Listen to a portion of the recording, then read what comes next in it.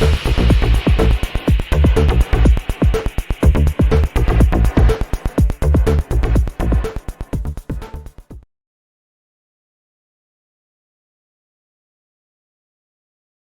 there everybody, and welcome to another video. On today's video I have my Mercedes S-Class here, the S350 diesel version, and I'm going to be changing the air filters in this car.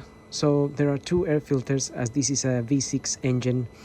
This model is a 2012, by the way, the W221, and it takes two filters. I'm using this Mann filter. They are quite good usually. I got this out of Amazon, so I'll put a link in the description. It is an affiliate link, so obviously if you buy through the link, I do get some sort of commission, but it doesn't affect how much you pay for the filter. It's still the same price, or you can look for another one for yourself. There are other makes. I think the previous one that I fitted in this car was a blueprint one. So anyway, let's get on with the fitting of the filters. So that's just the box there. The actual filters are here, and it is two of them, so we'll get them out in a second. The first thing to do is obviously to open the bonnet. There is a lever, a red lever sitting under the driver's side dash, which you pull to get this bonnet open. We then come to the engine here and we pop this cover out like so. And my ignition is on because I was checking something on the I was checking something on the fault codes, but it's disappeared. It's no longer there, so I've got no fault codes at the moment, which is really good news, because I was having this fault code related to an air leak or something like that. But the other day I was checking all the sensors and I unplugged them all, replugged them, and somehow the fault hasn't come back. So I also removed all these, so it may have something to do with that. I may have had a small air leak or something. So anyway, getting back to the air filters, and I'll show you, I'll put a link to these diagnostics that I'm using as well. Ediag. It's a tiny little, it's a Bluetooth device, and I'll put a link below as well, so you can have a look at that if you're interested. It can check most cars.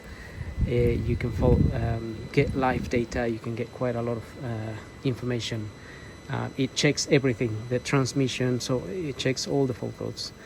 Right, so to get to these filters, I'm just gonna get we're gonna need a Torx bit size 30.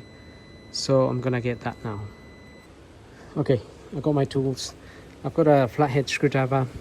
We might not really need that, but just in case. I've got a reverse Torx. It's an E10. I've got this is a T20, but really you need a T25 and the T30 here. So we're just gonna start, in this case, on the driver's side. And what we need is to loosen this Torx screw there and the one on that side. So that's what we need our T30 for.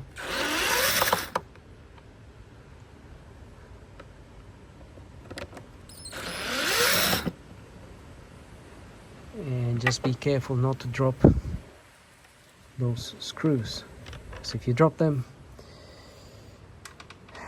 they will be gone forever. You'll never be able to find them again. Very typical. And whenever I said don't drop those screws, I normally end up dropping them. So that's why sometimes I have to be careful what I say. Right, so I'm just pushing those clips out. They can be a little bit hard. That's why sometimes I use a screwdriver, or you can pull them out, but just to make your life a little bit easier. And the E10, it's for this bolt here, which we also need to release.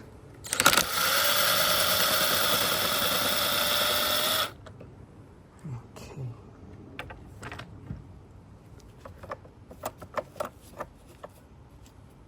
Right. If you just put it to one side, or you can either take it out. Sometimes it comes out like this, whole one piece. And then we should be able to just be careful. There is a gasket in there, so try not to damage anything. So just carefully remove that. That's my filter there. It has seen better days, but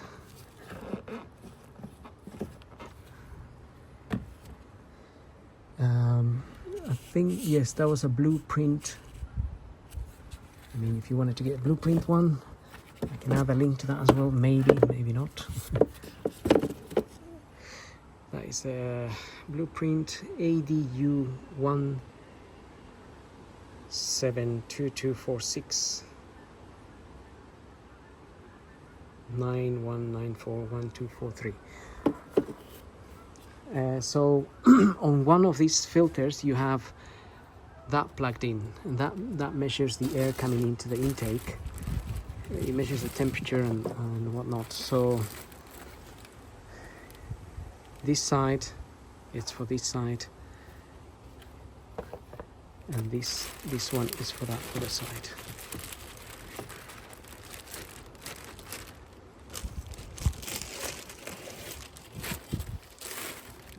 It's a little bit windy today, everything is flying off. And now we can fit that in there. And I would recommend you can put a little bit of grease around this O-ring or a little bit of WD-40 just to make it easier to slide that in there without damaging it. So that will help out. So I'm gonna get a little bit of WD-40 here, just to spray it there, make my life a little bit easier. Okay, so just put a little bit of some sort of lubricant around here.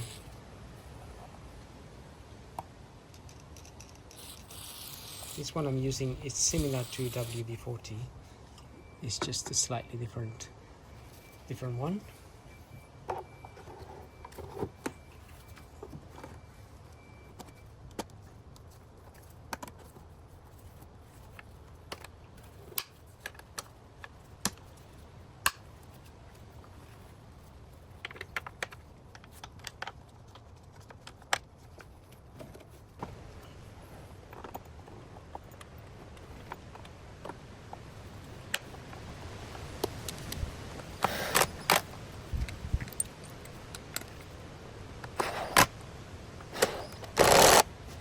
Right, now we can move on to the other side.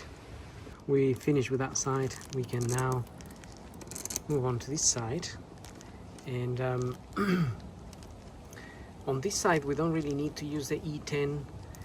And also, I realized I'm using my electric ratchet, but we can use a ratchet to undo those screws. It's just that I use it, obviously it's a bit faster, but you can then remove those two Torxs. Also we'll open that, and we'll open this one.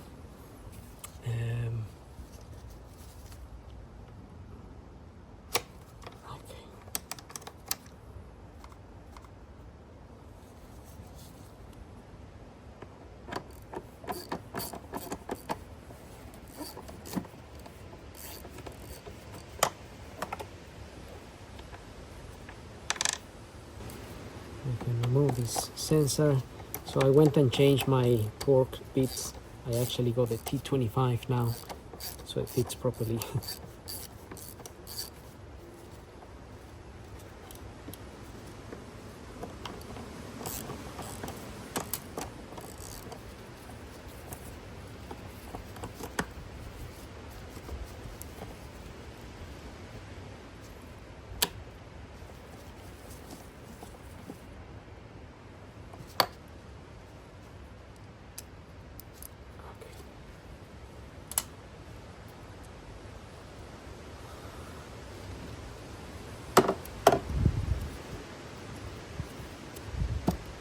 same idea.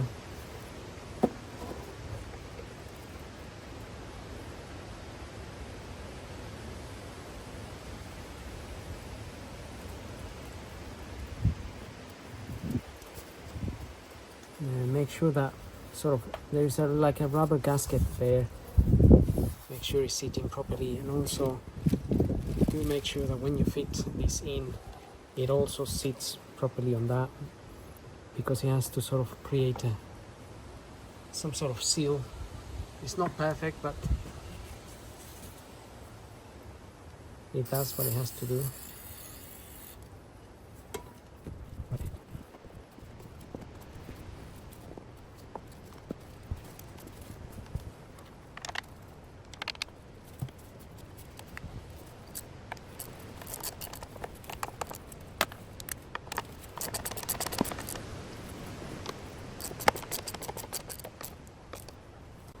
So be careful with this, because if you over tighten those, because they're only screwing into plastic, so if you over tighten it, it's just going to go around, and the plastic below will get damaged, and then it won't secure properly.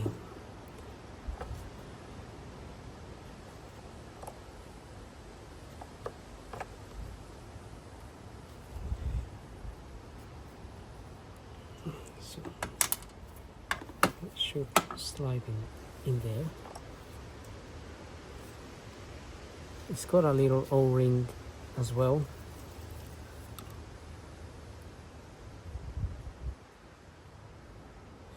So we could just add a little bit of lubricant.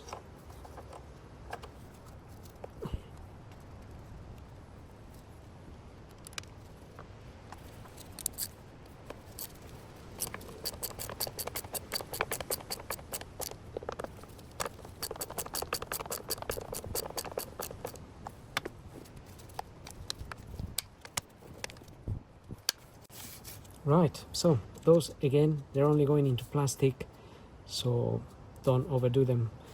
And with that said, we're pretty much done here. All we have to do now is put our cover back on, and it's a job done. So we could just start the engine before we close everything, just to make sure everything sounds good and it's running smoothly.